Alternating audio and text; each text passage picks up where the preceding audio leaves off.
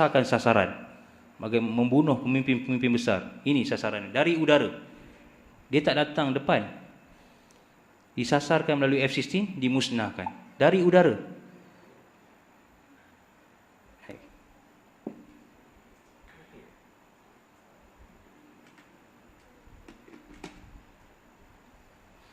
Okey.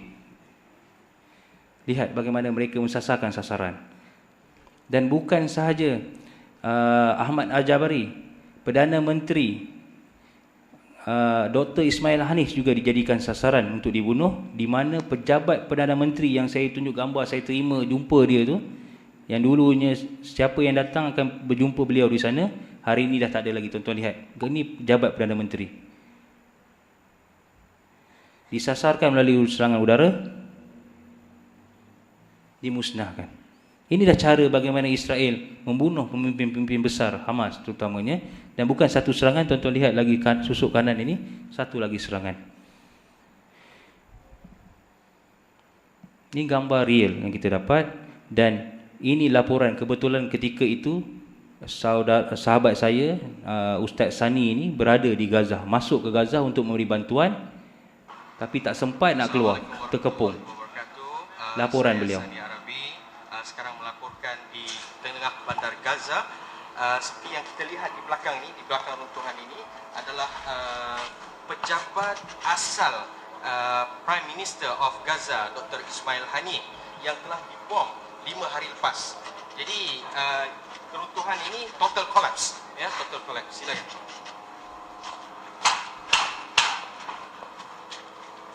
Inilah pejabat Perdana Menteri hari ini.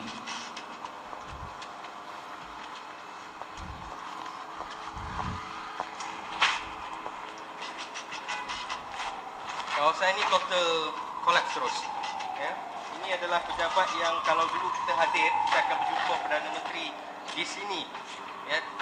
Sekarang ini Israel telah lumpuhkan, tetapi tidak bermakna mereka melumpuhkan Gaza.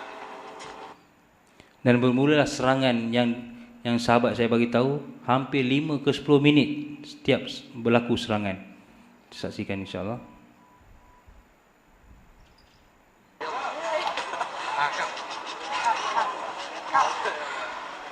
Okay. You can see. Okay, better. Good. No, I mean here. Okay.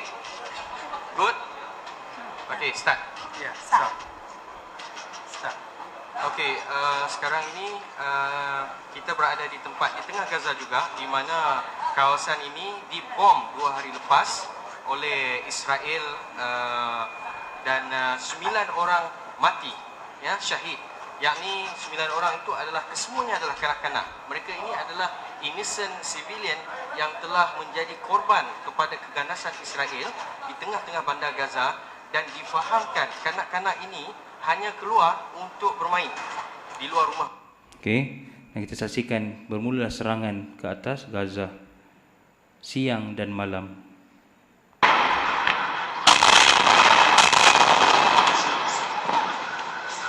Ketika ini sahabat saya berada 50 meter dari serangan. Dia kata menggigil tuan kepala lutut. Dan serangan waktu malam. مقتل جندي إسرائيلي في أشكول، الإصابات المستمرة والكاميرات استطاعت أن تصور الإصابة في. Okey tuan-tuan. Dan kali ini berbeza sedikit dengan peperangan 2008. Kali ini Hamas telah meningkatkan keupayaan mereka, dan mereka juga menghantar serangan balas ke Israel. Kita lihat.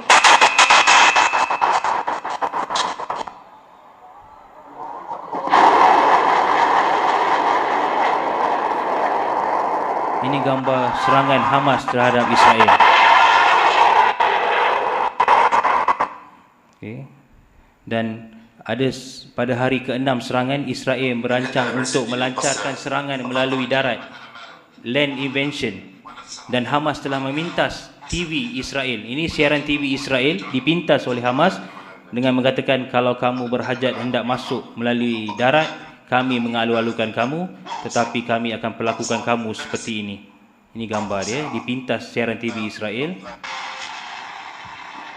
dengan memberi amaran seperti ini. Inilah dikenali sebagai hijaratus sijil ataupun lontaran batu daripada api neraka. Tuan-tuan lihat, bom yang sekecil ini mampu memusnahkan kereta kebal yang sebesar ini. Nah, ini amaran yang diberikan oleh Israel. Apa yang berlaku? Israel telah menghentikan serangan rancangan darat selama 24 jam dihentikan kerana takutkan amaran ini. Okey. Dan ketika hari ke-7 ke-8, hari ke-8 diisytiharkan gencatan senjata. Kita lihat sedikit bagaimana kesan-kesan serangan Hamas terhadap pihak Israel pula. Ini kesan-kesan kerosakan di pihak Israel. Tuan-tuan lihat, ramai penduduknya lari meninggalkan rumah mereka ketika serangan, menuju ke daerah lebih utara Israel kerana tak sanggup kesan pula. Mereka tidak pernah menerima kesan serangan sebelum ini Israel.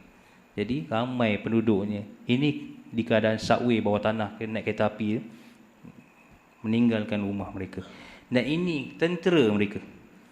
Saksikan tentera mereka, penakut rupanya. Yang berdiri wartawan ni, tentera Israel. Ini kesan-kesan kematian di pihak Israel. Dan mereka solat jenazah juga. Yahudi ni dia semua solat jenazah.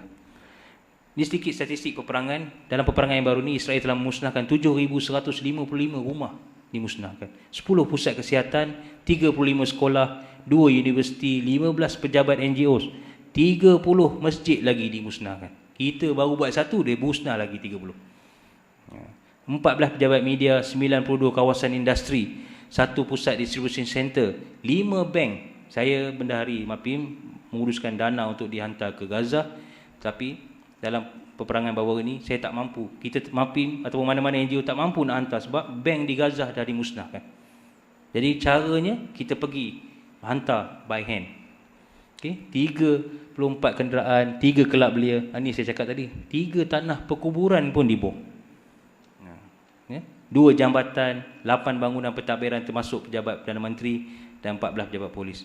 Mangsa peperangan bagi Gaza 175 orang syahid, 61-nya adalah kanak-kanak, 13 wanita, 18 orang tua-tua. Kecederaan hampir 1000 lebih. Bagi Israel 19 kematian, 700 cedera, 1000 aset musnah. Kerana apa tuan-tuan? Israel melancarkan serangan terhadap penempatan awam. Tentera Hamas ataupun Brigade Al-Qassam berkawal di sempadan, tapi mereka melancarkan serangan dari udara dan menetapkan serangan terhadap penempatan awam. So yang menjadi korban adalah kanak-kanak dan orang awam.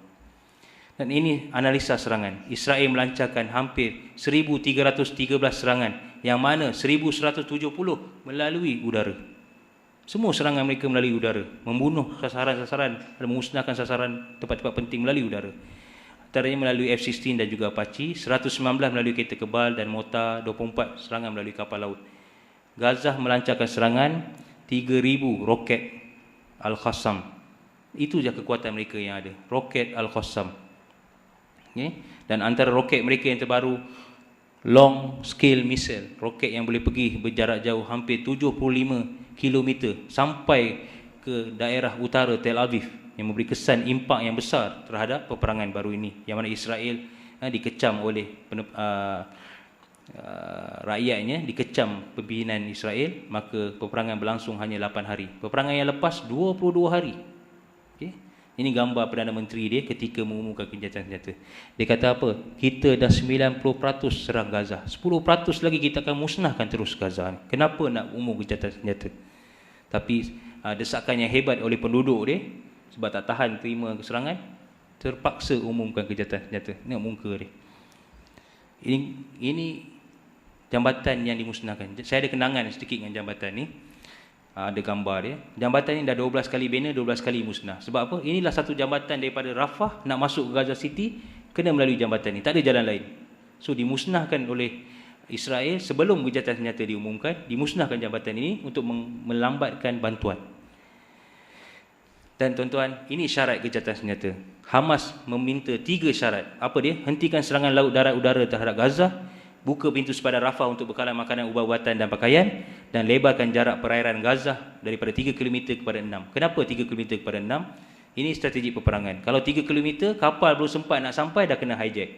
Kalau 6 km, boleh membolehkan kapal menghantar bantuan untuk sampai ke perairan Gaza. Dan Israel bersetuju semua permintaan Hamas ini dengan satu syarat saja. Apa syaratnya? Hentikan serangan roket Al-Qassam kamu terhadap kami. Lihat. Ya. Dan mereka menyambut hari kemenangan ketika diumumkan kejahatan senjata di Gaza bagaikan berhari raya. Walaupun mereka tahu peperangan ini bukanlah kemenangan yang sepenuhnya, tetapi mereka dah 64 tahun ketika itu diseksa, dihina, disekat. Ada sedikit kemenangan bagi pihak mereka. Mereka rasa mereka meraihkannya. Ya? Macam kita lah tak pernah masuk Olimpik, piala bola, tiba-tiba masuk. Kan? Suka lah kan? InsyaAllah. Dan ini kemenangan politik Hamas. Tuan-tuan, dipanggil semua negara ini berbincang, bersidang di PBB. Amerika yang panggil. Siapa setuju untuk membenarkan Palestin berada kerusinya di PBB? Semua yang hijau ini bersetuju, majoriti bersetuju. Yang hitam ini berkecuali. Yang tak setuju Amerika. Dia panggil meeting, dia buat set meeting, dia tak setuju. Lihat sandiwara dunia. Dan Alhamdulillah buat pertama kalinya kerusi Palestin dibawa masuk ke dalam PBB. Satu kemenangan politik Hamas. Walaupun sebagai pemerhati, sekurang-kurangnya dunia mengiktiraf kerajaan Palestin ataupun Hamas. Ini satu kemenangan. Dan inilah wajah pemimpinnya Dr. Ismail Haniyeh. Hebatnya tuan-tuan, Ismail Haniyeh ni, saya jumpa dia, setiap kali saya jumpa tak pernah tengok dia dalam keadaan yang muram. Walaupun negaranya ditekan, disekat begini, tak pernah tengok dia sedih. Sentiasa dalam keadaan begini. Dan setiap kali saya jumpa dia, kalau dah lupa dalam masjid, dia akan menjadi imam untuk solat. Boleh membaca Al-Quran dengan 7 qiraat bacaan. Hebat. Hafizul Quran, PhD dalam 3 bahasa. Hebat Perdana Menteri dia. Dan dia ni gambar ketika dia mencium kaki seorang pemuda dia, mengatakan kaki kamu insya-Allah dah sampai ke jannah. Saya ni belum tentu lagi. Itu kata-kata dia. Sedikit tuan-tuan saya nak kongsi dengan tuan-tuan, insya-Allah 2 minit lagi, boleh Ini kekuatan Israel. Negara keempat terbesar persenjataan dunia. Mereka memiliki kapal terbang F-16 yang canggih ini, dia ada 400 buah. Dibeli daripada Amerika, dimodified, dia jual balik pada Amerika. Dia ada helikopter Apache ni yang boleh buat silent mode. Bila dia masuk kawasan perbatasan, di silent mode, senyap, orang tak perasan. Dia ada hampir 500 buah. Yang banyak memusnahkan pimpinan Hamas, Apache. Dan mereka ada armada laut. Dan ada kapal selam. Yang kita pun ada yang tak boleh nak tenggelam kan, nak selam kan kita punya. Mereka ada, dan ada yang terbaru dia boleh memuatkan senjata nuklear. Ini kekuatan mereka. Dan mereka